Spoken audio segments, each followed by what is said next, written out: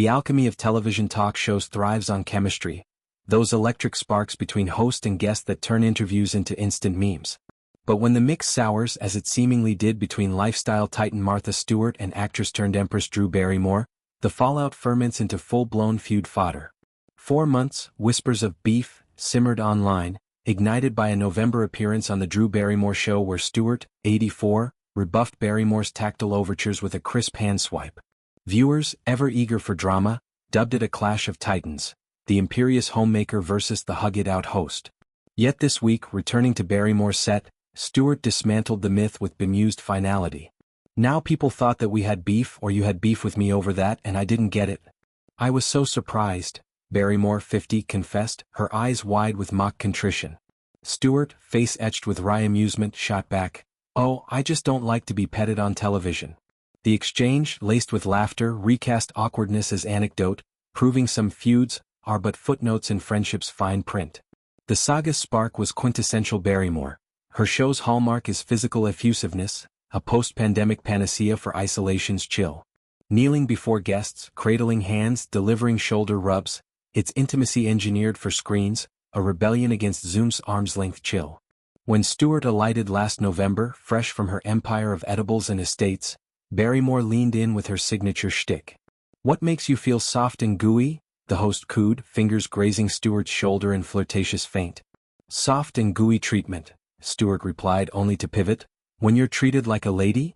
Barrymore's massage commenced, mock seductive, eliciting Stewart's tart deflection, "You're the wrong gender," and a swift brush-off.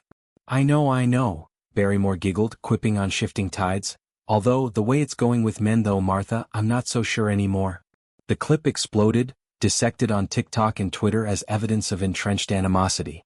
Stewart, the queen of composure, whose 2004 jail stint for insider trading only burnished her steel, seemed the unlikely victim of Barrymore's oleaginous affection. Online sleuths spun narratives of class clash.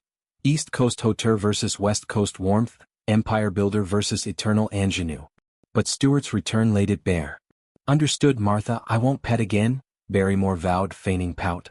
"Okay, do not pet me," Stewart reinforced, then turned to the audience. "She's a very cozy girl, don't you think?" "I'm not so cozy." It was disarming, a velvet-gloved gauntlet that humanized both. Barrymore, descendant of the Barrymore dynasty's bohemian blaze, owns her touchy-feely trait.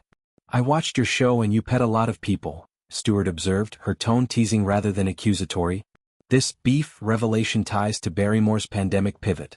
Launching in September 2020 amid lockdown's loneliness, her show was a hug in human form. "You know how hard the pandemic was for me? I was alone in a studio by myself," she told Entertainment Tonight last year. "I like to be around people. It's not everyone's favorite, but I'm sorry to those people." Guests have pushed back. Meghan Markle cheekily noted, "I hear you like to connect," prompting Barrymore's vow, "I'll try to practice physical distance, which is not my strong point." Its vulnerability weaponized, turning perceived cringe into connective tissue. For Stewart, boundaries are bedrock. From her Connecticut farmstead to her Bedford manse, life's a ledger of control, recipes precise, aesthetics impeccable. Petting? It's intrusion, not endearment. Her tartness isn't temperament, it's terroir, rooted in a Yankee ethos of self-reliance. The moment's virality amused her, I was so surprised, but her return signaled solidarity. No grudges, just guidelines, do not pet me. Their rapport, now ribbing-riddled, underscores TV's transient tensions. Barrymore's show, a daytime darling blending celebrity confessions with crafty segments, thrives on such unscripted gold.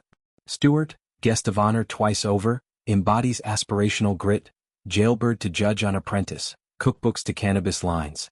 Their feud, far from fracture, is fellowship. Two women who've weathered scandals, Barrymore's teen rehab, Stewart's slammer, emerging empathetic icons. As laughter echoed in the studio, the audience, witnesses to the Cringe stunt, cheered the clarify. Beef. Busted. It's a reminder, in fame's funhouse, touches tell tales but talks tell truths. Martha and Drew, unpetted and unbowed, prove harmonies in the handling.